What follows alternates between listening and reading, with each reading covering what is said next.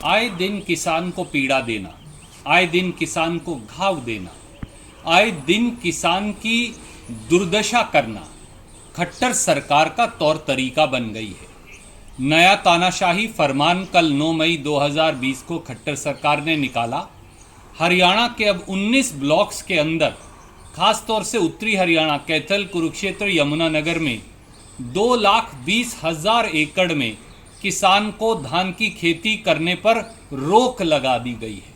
मेरी ज़मीन, मैं मालिक, पर खट्टर साहब मेरी ज़मीन में धान की खेती नहीं करने देंगे। 26 ब्लॉक्स में, खासतौर से उत्तरी हरियाणा में, पंचायती ज़मीन पर धान की खेती करने पर रोक लगा दी गई है।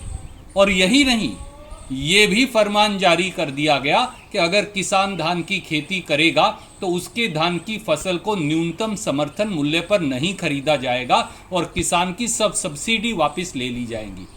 खट्टर साहब, क्या जल बचाने का ये तरीका है कि किसान के पेट पर लात मारो, उसकी रोजी रोटी छीन लो? पिछले साल भी आप जल जीवन स्कीम 7 ब्लॉक्स के लिए लेकर आए थे, वो भी फेल हो गई। तो आज वाली स्कीम कैसे लागू होगी ये बताइए। आज किसान कोरोना महामारी और बेमौसमी बारिश से लड़ रहा है और आप हैं कि अब उसकी धान की फसल पर भी रोक लगा रहे हैं। कृपया करके किसान से ये घोर अन्याय बंद करिए और इस प्रकार के अन्यायपूर्ण निर्णय बंद करिए। अगर भूजल सुधारना है तो दोबारा से दादूपुर नलवी रिचार्ज नहर परियोजना को शुरू करिए, जिसको 450 करोड़ हरियाणा की कांग्रेस सरकार ने खर्च करके बनाया था।